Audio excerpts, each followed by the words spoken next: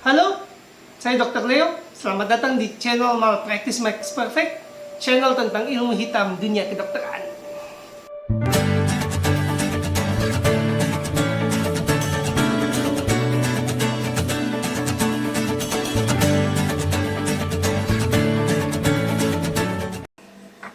Time is brain, time is money, brain is money, no brain. Cerita hidup seorang manusia tentang stroke berakhir dan dimulai dari penanganan stroke di UGD. Kalau penanganan stroke di UGD salah, akhirnya ya cacat atau mati. Tapi kalau penanganan stroke di UGD benar, maka hidup pasien dimulai dengan mencegah stroke susulan setelah penanganan yang benar ini. Penanganan stroke di UGD yang benar itu seperti apa sih? Benar saya pakai tanda kutip karena selesai video ini muncul, dipublish, akan ada oknum yang coba mendiskreditkan video ini dengan mengatakan bahwa Dr. Leo ini bukan ahli, bukan siapa-siapa. Mana dia tahu apa itu penanganan stroke yang benar? Ini hanya pendapat Dr. Leo. Dalam konteks video ini dibuat sederhana aja karena memang saya bukan ahli, jadi saya harus buat sesuatu yang sederhana supaya gampang dimengerti. Bahwa penanganan stroke yang benar artinya sesuai dengan penelitian, perkembangan ilmu pengetahuan dan teknologi yang jika dikerjakan pasien akan selamat dibandingkan jika tidak dikerjakan.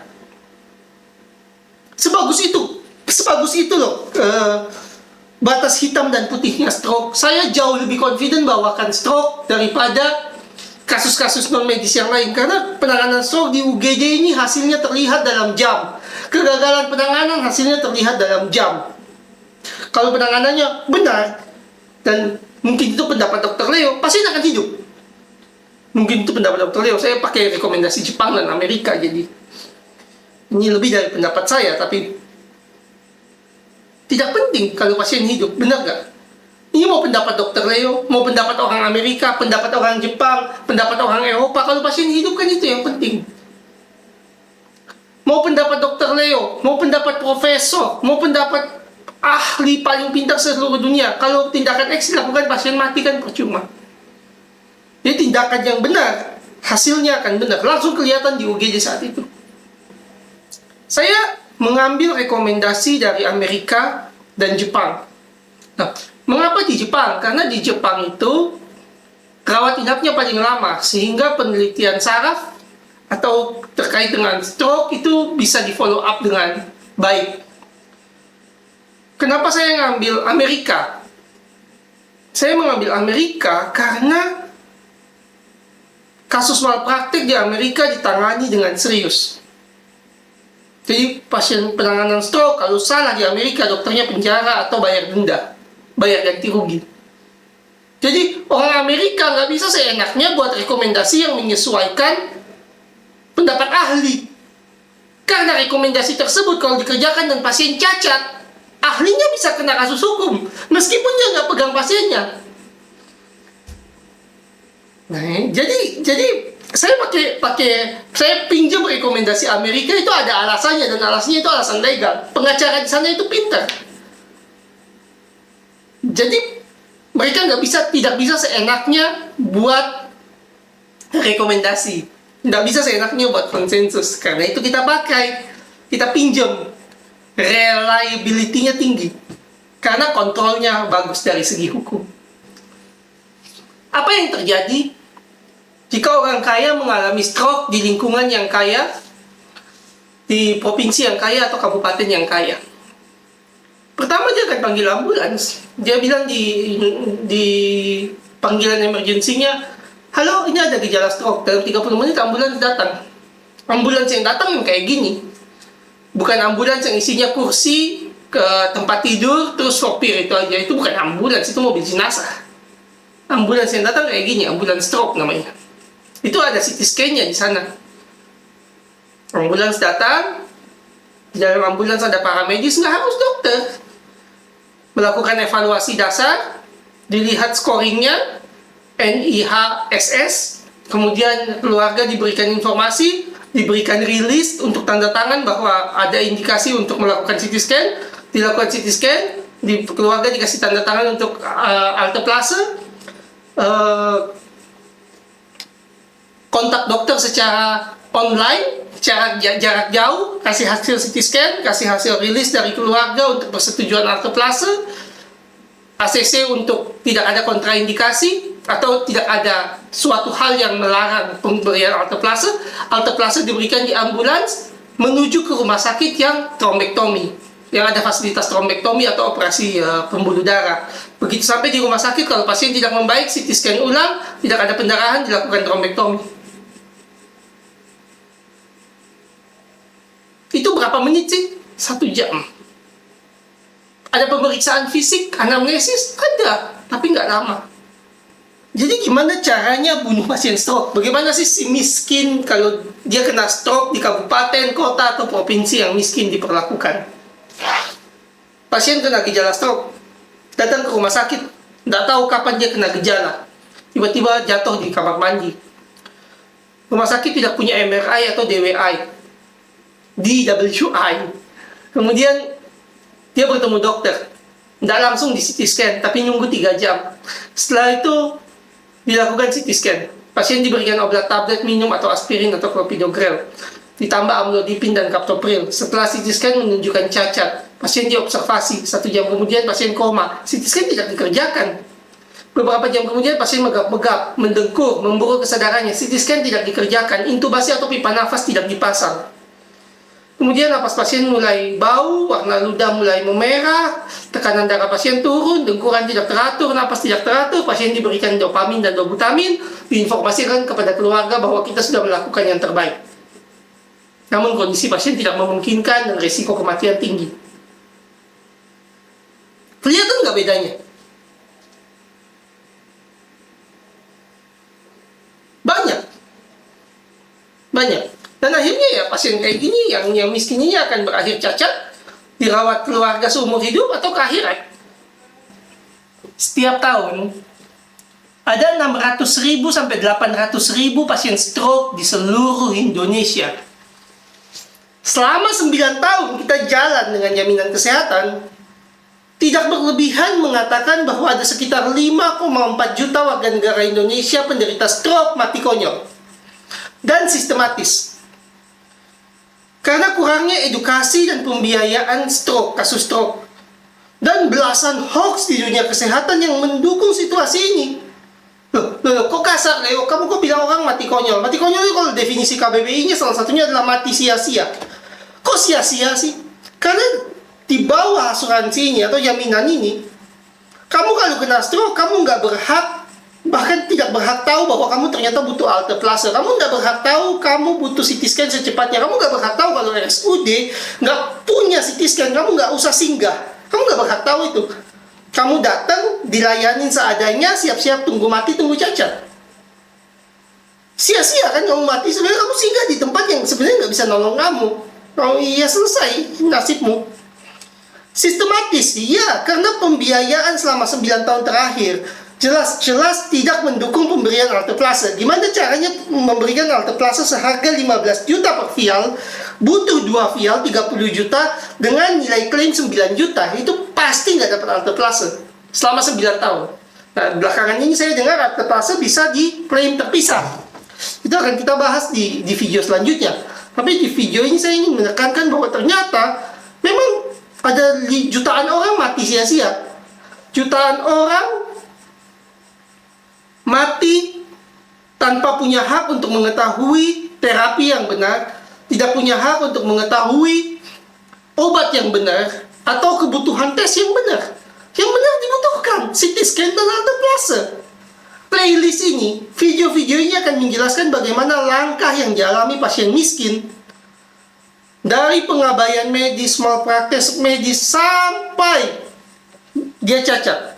Mulai dari penundaan CT scan sampai ke edukasi bahwa Bapak Ibu, saya Dr. Leo sudah melakukan yang terbaik.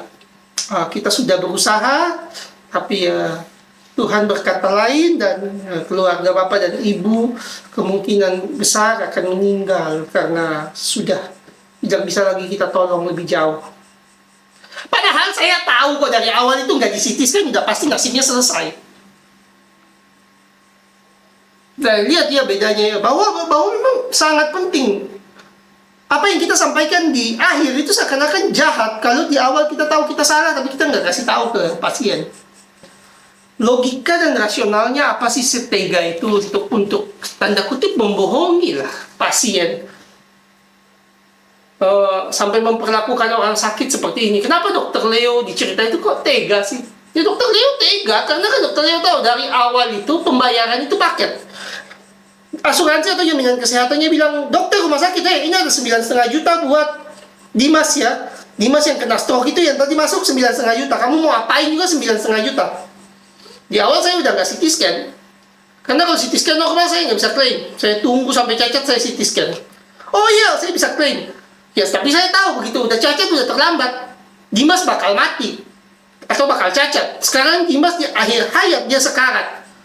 Perlu nggak saya perpanjang hidupnya Dimas? Kalau saya pasang pipa napas, saya pasang ventilator, Dimas saya tidurkan di kasur decubitus, itu kan semua biaya. Nutrisi Dimas saya jaga, saya cegah Dimas infeksi paru, itu semua biaya. Peduli nggak asuransinya dengan pelayanan yang bagus di belakang itu? Nggak peduli. Asuransinya bilang kamu mau pasang Dimas di tempat terbaik 9,5 juta. Ya tunggu aja Dimas mati di pojok rawat inap. Lalu saya jelaskan ke keluarga, Bapak Ibu, saya sudah berusaha yang terbaik. Tapi Tuhan berkata lain. Dalam hati ya dari awal udah nggak CT scan kan, udah terlambat, memang udah nasib. Ya, jadi penyampaian itu penting jadinya. Apa yang kita kerjakan di depan memberikan gambaran bagaimana kita berucap pada keluarga pasien di belakang. Ada beberapa cara untuk membunuh pasien stroke.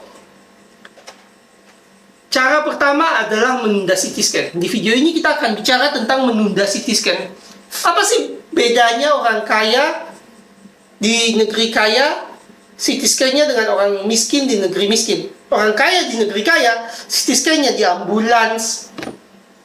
Orang miskin di negeri miskin, CT scan aja untung kalau dikerjakan. Kalaupun dikerjakan disuruh nunggu 3 jam. Kita mulai dari dasar. Dokter adalah manusia biasa. Itu penting tuh. Karena CT scan ini adalah bagaimana caranya melihat apa yang ada dalam otak. Dan kalau nggak ada CT scan, dokter tidak bisa melihat kerusakan apa yang terjadi dalam otak. CT scan atau MRI, paling murah CT scan. Nah, kerusakan otak karena stroke ini ada 2. 90% itu disebabkan oleh sumbatan pembuluh darah. 10% sampai 15% disebabkan oleh pendarahan atau pecahnya pembuluh darah. Nah, begitu pasien punya gejala stroke, kita harus bedakan ini yang mana. Kenapa kita harus bedakan? Karena kalau kita ngobatin pendarahan sebagai sumbatan pembuluh darah, pendarahannya tambah jelek, pasien 100% pasti mati. Kalau dia sumbatan pembuluh darah, kita obati sebagai pendarahan, kita tambah pembekuan, faktor pembekuan, atau kita buka otaknya, pasien pasti mati. Enggak sih, salah. Pasti mati atau cacat. Karena kan sumbatan pembuluh darahnya nggak diatasi kalau kita obati sebagai pendarahan. Ya, jadi mati ini nggak mati yang hitam dan putih, nggak selesai di UGJ itu tergeletak. Jadi tanpa CT scan, mustahil bagi manusia biasa yang adalah dokter untuk membedakan apakah ini suatu pendarahan atau bukan pendarahan. Salah mendeteksi ini, pasien mati. Nah, itulah pentingnya CT scan. Pendarahan atau bukan pendarahan. Benar bahwa pemeriksaan fisik yang detail, biasanya ya diperiksa kekuatan mengangkat kaki, kekuatan tangan, gerakan bola mata, gerakan senyum, itu bisa mendeteksi lokasi stroke-nya di mana sih. Tapi dalam 3 jam pertama, 3 jam pertama stroke, lokasi tidak penting. Lokasi stroke nggak penting 3 jam pertama. Apalagi belum di CT scan. Kalau kita bisa tahu lokasi dari CT scan, ngapain kita buang-buang waktu pasien yang cuma 3 jam sebelum obat masuk? dengan pemeriksaan fisik. Kita langsung CT scan. Lokasi itu tidak penting 3 jam pertama. Yang penting adalah ini pendarahan atau bukan pendarahan. Kenapa? Karena kalau bukan pendarahan, obat harus masuk di bawah 3 jam. Kalau kita periksa fisik dulu, itu akan buang-buang waktu pasien. Obat idealnya harus masuk 77 menit. Itu adalah rata-rata door to needle pasien yang selamat. Kalau stroke karena sumbatan pembuluh darah, 77 menit alteplase udah masuk. Nah, mungkin ada yang bilang, ya Dok Leo kok bodoh sih? Ini kan gimana caranya dokter bedah saraf operasi kalau lokasi nggak tahu? Ya kita harus periksa fisik dulu supaya tahu topisnya gimana. Ya kalau baru-baru mau operasi, gimana caranya operasi kalau CT scan nggak dikerjakan? Ini kan ceritanya, konteks cerita saya adalah Dokter Leo sengaja nunda CT scan dengan alasan periksa fisik dulu. Tidak masuk akal, karena dengan CT scan lokasi ketahuan, pendarahan atau tidak pendarahan ketahuan, obat bisa langsung masuk. Silahkan pemeriksaan fisik ketika obat masuk, karena obat masuknya kan 1 jam. 1 jam itu kan koasnya bisa periksa fisik, residennya silahkan periksa fisik, tapi pasiennya nggak mati. Jadi alasan periksa fisik sebelum CT scan itu salah, fatal salahnya, membahayakan pasien. Ngapain kita periksa fisik? Koasnya pintar, lulus. Dokter yang sekolah di fakultas kedokteran, lulus, pintar, bisa periksa fisik dengan baik, pasiennya mati. Fokus pendidikan kedokteran memang meluluskan lulusan, tapi juga untuk menyelamatkan pasien gitu loh. Jadi nggak bisa kita mengedepankan akademik, pasiennya mati. Dan ya, lagi ya, sebenarnya kesempatan untuk melakukan pemeriksaan fisik itu bisa dikerjakan ketika alteplase masuk. Tidak masuk akal untuk menunda CT scan dan alteplase dengan alasan pemeriksaan fisik. Kerugian. Jadi kalau bicara malpraktik medis, pengacara itu harus bisa membuktikan di pengadilan adanya kerugian fisik akibat kelalaian medis yang dikerjakan oleh dokter. Dokter Leo malpraktik medis. Dokter Leo akan tanya langsung, memangnya pasiennya rugi apa karena kelalaian saya? Saya nunda CT scan, dia rugi apa sih? Itu udah diteliti. Setiap 1 jam pasien hilang dari terlambat pengobatan alteplase, yang artinya juga terlambat CT scan, karena nggak mungkin alteplase masuk tanpa CT scan. Pasien kehilangan 11 bulan kesempatan hidup sehat. Setiap 10 menit penundaan CT scan, 10 menit loh. 10 menit itu bahkan ABCD. Pasien hilang hidup sehat 8 minggu. Udah diteliti dan ini loh sumbernya dari American Heart Association. Jadi ini bahkan bukan hoax. Jadi langsung kalau ini dijawab ya selesai. Yaitu malpraktik medis, Anda sengaja nunda CT scan dan pasiennya sekarang cacat. Kerugiannya ada. Tidak abstrak. Tapi namanya bekerja di bawah tekanan, harus ada penjelasan ilmiahnya, meskipun tidak ilmiah. Begitu pasien stroke, korban atau calon cacat atau calon jenazah datang ke UGD pertama kali minta CT scan, Dokter Leo bilang apa? Dokter Leo bilang, Bapak, saya untuk CT scan segera tidak memungkinkan. Bagaimana kalau kita pakai scoring? Nah, saya di video yang lama saya bilang scoring tidak penting. Nah, itu agak misleading karena sekarang ternyata scoring penting, tapi bukan untuk menunda CT scan. Scoring yang dipakai untuk menunda CT scan biasanya namanya Sirirat score.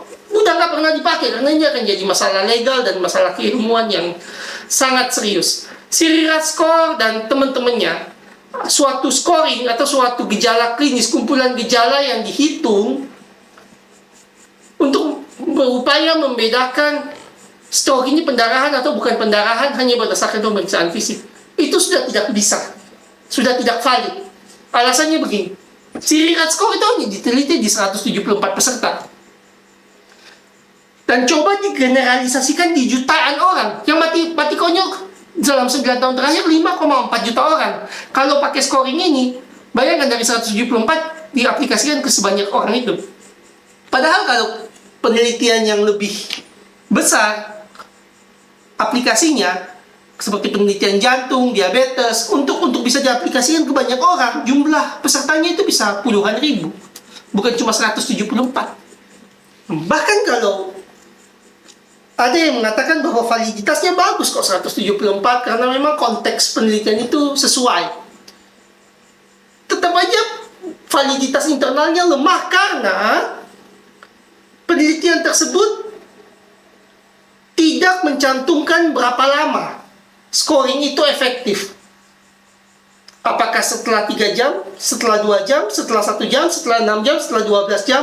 Timing ini kan penting, karena kalau ciri rat score-nya tidak akurat di bawah 3 jam, itu akan jadi masalah hukum di belakang. Kita akan salah pengobatan.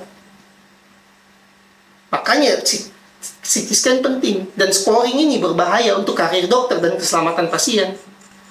Tapi ada juga loh, maksudnya sangat-sangat tempting dan sangat-sangat menggoda untuk mengatakan bahwa gejala cukup kok, CT scan itu terlalu mahal. Ada orang yang meneliti seberapa sih akurat Siri rat score atau teman-temannya yang turunan-turunannya yang mirip dengan Siri rat score.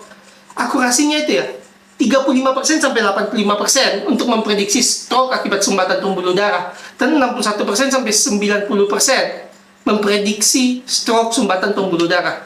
Kamu siap mencelakakan nyawa orang dengan angka seperti ini? Bedanya itu lebih dari 40% untuk yang sumbatan pembuluh darah dan 30% gap untuk yang pendarahan. Dan jangan lupa, angka itu besar karena salah pengobatan kamu jadi pembunuhan. Dia mati karena tindakanmu kan? Yang kamu tahu tindakan tersebut tidak akurat. Dari 2.900 rumah sakit di Indonesia, hanya 500-an yang memiliki CT scan. Itu pun entah dengan perawatan dan kalibrasi seperti apa. Karena kalau jaminan kesehatan atau sistem kesehatan membayarnya paket dan memperhitungkan nilai penggunaan CT scan ini sebagai hanya operasional tanpa memperhitungkan pengadaan, tanpa memperhitungkan bahwa setelah sekian ribu kali CT scan dipakai, perlu beli baru. Atau perlu komponen sentralnya diganti dengan biaya yang hampir mirip dengan beli baru. Nah, kalau ini tidak diperhitungkan oleh jaminan kesehatan, maka jumlah 500 ini saya yakin akan terus berkurang. Akibatnya apa kalau rumah sakit CT scan-nya rusak dan tidak memperbarui keberadaan CT scan tersebut? Ya udah, pasien stroke instan mati, siap tunggu nasib, karena tidak bisa menolong pasien stroke tanpa CT scan. Lah, kok nggak diinfo ke masyarakat? Bukannya RSUD atau rumah sakit itu ketika bangun rumah sakit dia punya tanggung jawab moral untuk menginformasikan ke masyarakat terkait pelayanannya dia. Jadi kalau seumpamanya dia tidak bisa mengambil kasus stroke karena tidak punya CT scan, alangkah baiknya kalau dia kasih tahu ke masyarakat bahwa kalau kamu punya gejala stroke, jangan singgah ke rumah sakit kami, langsung ke rumah sakit yang punya CT scan, RSUP mana, pusat rujukan mana. Bukannya akan lebih banyak pasien stroke selamat kalau itu dilakukan RSUD. Benar, akan lebih banyak pasien stroke selamat kalau RSUD yang tidak punya CT scan bilang ke masyarakat, jangan singgah ke kami, kita nggak bisa nolong pasien stroke, kita nggak punya CT scan, kita nggak punya alteplase. Silahkan kunjungi rumah sakit A, B, C, D, ini RSUP, dia punya alteplase, dia punya ICCU, dia punya CT scan. Kalian akan lebih selamat. Kalau kalian singgah, kalian buang-buang waktu. Itu akan lebih banyak pasien stroke yang selamat. Tapi nggak bisa. Kenapa nggak bisa? Kenapa nggak bisa? Karena kalau ini terjadi, kalau ini dilakukan di daerah terutama, kepala daerahnya akan ngamuk. Kepala daerah akan merasa bahwa sang dokter di bidang spesialisasi tertentu menyerang dia. Itu kepala daerahnya akan komplain ke alma mater atau fakultas kedokteran yang meletakkan atau meminta beliau untuk menyerap lulusannya dia di daerah itu. Nah, fakultas kedokterannya akan telepon ke dokter yang dia taruh di situ. Kamu nggak tahu diuntung ya? Kamu udah diterima masuk jadi residen di sini, kamu udah diterima, dilulusin oleh kita, kamu udah dikasih tempat pekerjaan. Kenapa kamu nyari masalah sama kepala daerah? Nah, lenyap sudah. Kalau ini terjadi, ya harapan si dokter yang dianggap bikin masalah padahal menyelamatkan masyarakat, harapan dia untuk praktek di kota udah selesai. Ini yang disandera oleh lulusannya dia. Lulusan ini ngirim dokter ke daerah, diiming-imingi bahwa kalau kamu kerja di daerah sekian lama, kamu ada harapan untuk naikin karir ke kota. Tapi catatannya, kamu nggak boleh buat masalah dengan kepala daerah. Dengan mengucapkan bahwa pasien bisa selamat tanpa singgah di tempat saya, kan dia akan membuat kepala daerah marah dan menghancurkan masa depannya dia. Sadar gak kamu? Penjelasan saya itu nggak melibatkan yang paling penting. Pasien! Saya ngomongin masa depan dokter, saya ngomongin kemarahan politisi, saya ngomongin murka dan amarah dari universitas dan pusat pendidikan kedokteran. Tapi semuanya ini sama sekali nggak memperhatikan bahwa ada yang mati dari ketenangannya mereka. Ada yang mati kan bukan NPC. Yang mati kan memang ada bapaknya seseorang, ibunya seseorang. Apa kita nggak ada niat buat nyelamatin mereka? Atau memang lebih penting posisi politik, lebih penting kepala daerah nyerap lulusan, lebih penting memang lulusan di sana sampai waktu yang ditentukan oleh universitasnya supaya lulusan bisa punya harapan praktek di kota.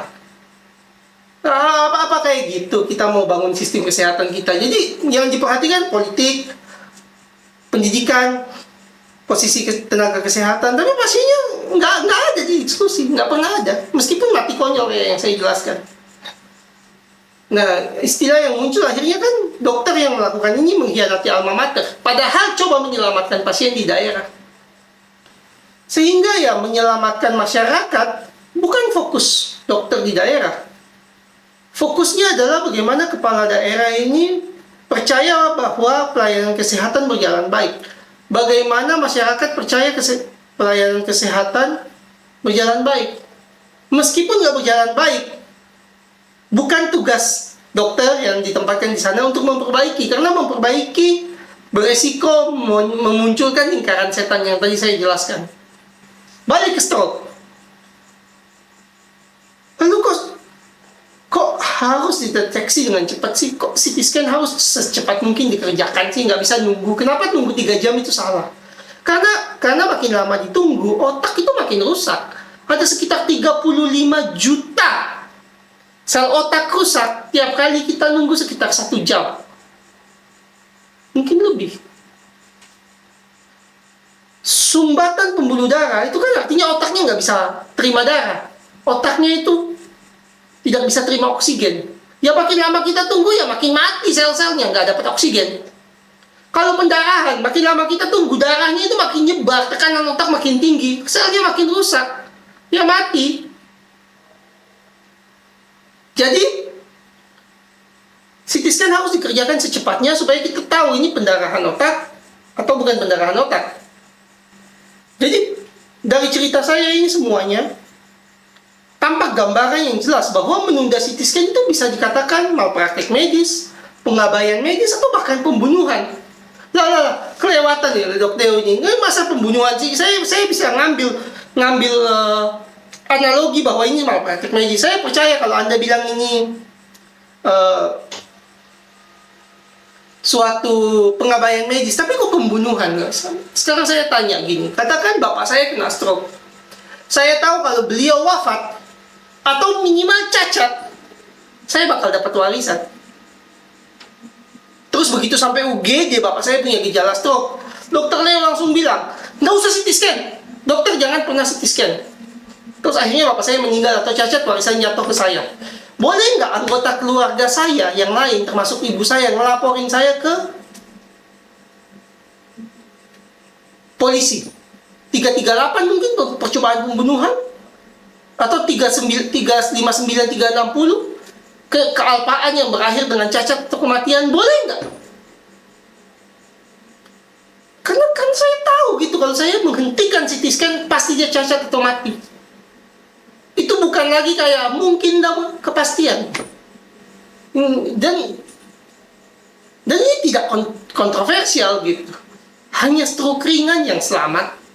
Itu pun kalau tidak berkembang menjadi stroke susulan. Jadi CT scan tetap penting. Bahkan bila NIHSS di bawah 5. Nah, kita masuk ke lie by omission. Kalau suatu rumah sakit tidak memiliki CT scan, kan kita udah tahu sewajarnya pasien dengan gejala stroke kalau datang ke dia dengan ambulans, pasien tidak diturunkan. Karena rumah sakit langsung bilang, oke maaf kita nggak bisa bantu karena kita nggak punya CT scan. Nah, kalau pasien tetap diturunkan dengan alasan ABCD, airway, breathing, circulation, decontamination yang jadi kayak pertolongan pertama lah tanda kutip, itu artinya ambulans yang bawa pasien itu di bawah standar. Karena ambulans yang benar itu ABC bisa dikerjakan di ambulans. Itulah kenapa itu disebut ambulans, bukan mobil jenazah yang cuma isi satu pembaringan sama kursi pendamping. Di ambulans itu ada alat untuk stabilisasi airway, breathing, dan circulation. Tidak seharusnya pasien turun. Ya langsung pasien jalan ke rumah sakit dengan CT scan. Lie by omission terjadi ketika pasien tetap diturunkan. Lalu edukasi ke pasiennya adalah, Bapak, Ibu, kita akan mencoba memberikan pertolongan. Itu udah salah. Itu ibarat koki bilang, Bapak, Ibu, saya akan sajikan wortel. Ketika koki tahu, di dapurnya itu nggak ada wortel. Itu salah. Tapi kan coba menolong. Ini sering banget ini di kalau sudah diargumen masalah malpraktik medis, tapi kan dokter coba menolong.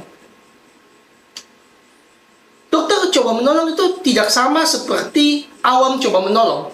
Karena ketika dokter coba menolong, artinya ada tindakan medis yang signifikan bermanfaat buat pasien.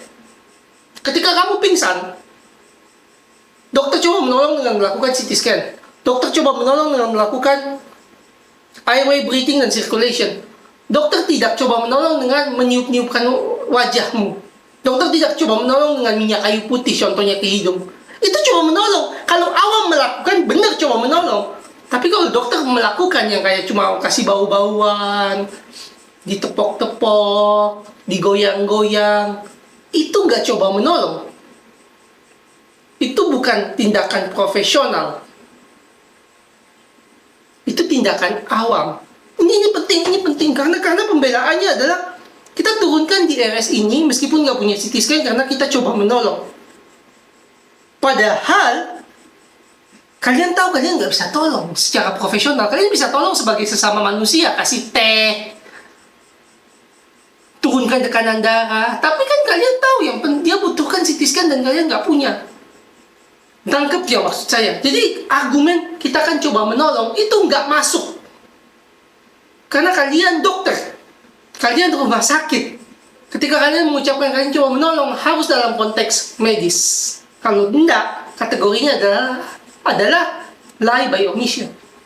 Lebih detail mengenai lie by omission bisa kalian lihat di video Nyawa Kok Dipakai.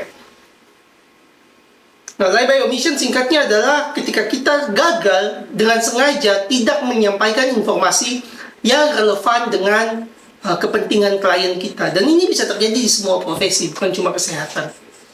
Ada cara untuk menyanggah ucapan saya bahwa scoring tidak penting. Karena skor NIHSS ini dipakai loh dok di semua negara. Ini koasnya harus tahu ini. Dokter mudanya harus tahu, residen harus tahu. Bahwa kalau pasien stroke, kita harus tahu NIHSS-nya. Atau NIH stroke scale-nya berapa. Benar, memang harus tahu. Tapi harus tahunya nggak harus tahu lengkap sebelum CT scan dan nggak harus tahu lengkap sebelum alteplase. Keluarga nggak dikasih tahu ya. Keluarga harus tahu. Koas harus tahu. Kalau poin di atas 5, umpamanya skornya 6 aja, pemeriksaan bisa dihentikan kok. Udah, berapa skornya? Di atas 5 dok.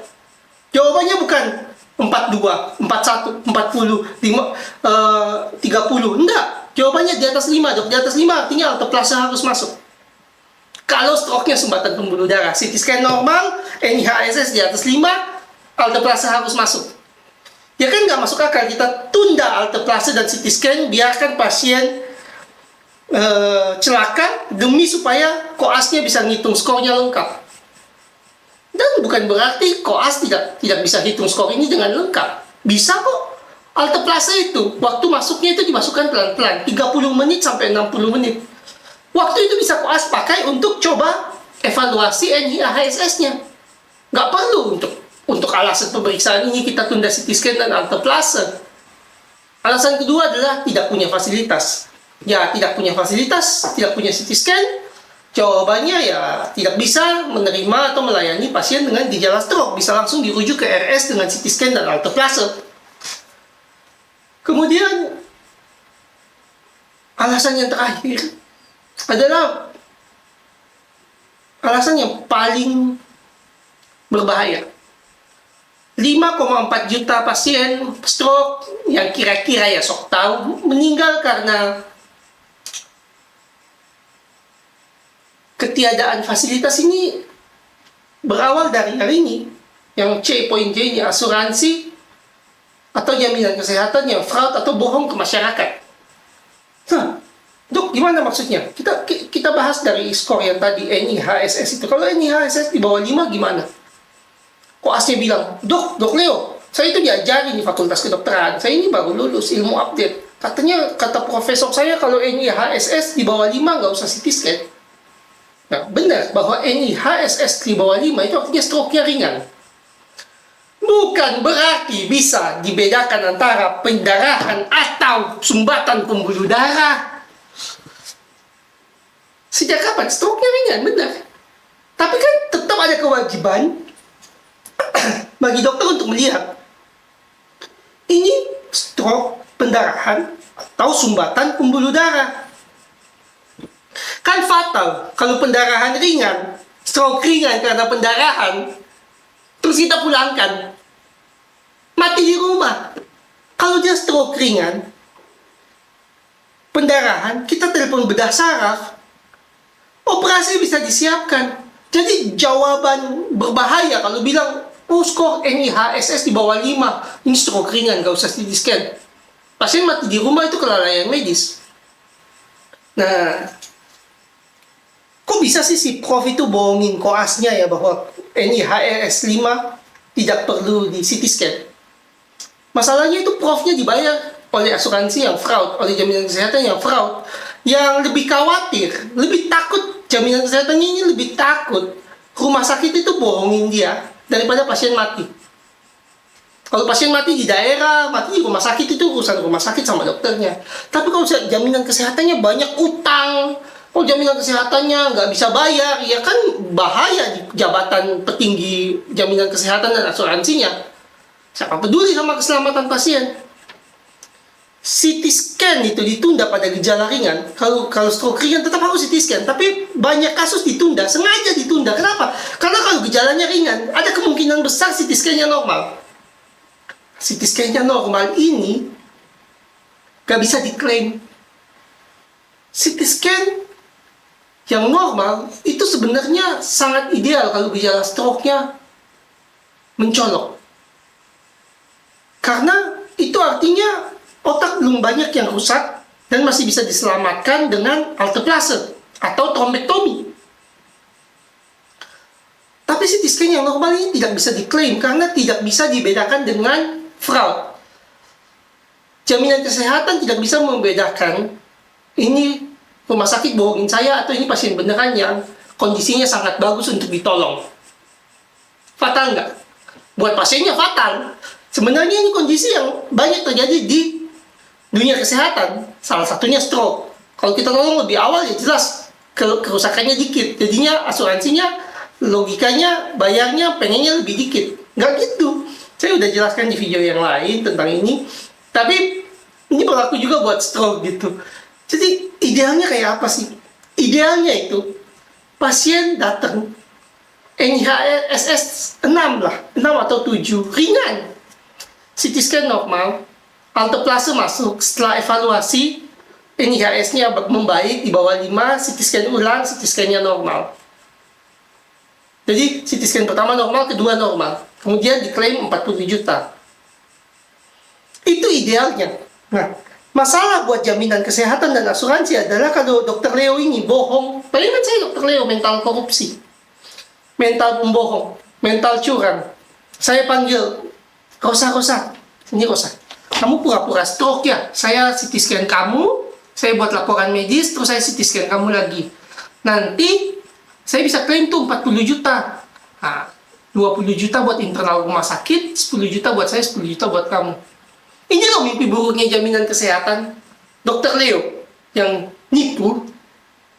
Berakibat, jaminan kesehatan itu sangat kritis dan menginginkan dan mengharuskan suatu cacat di CT scan untuk bisa klaim.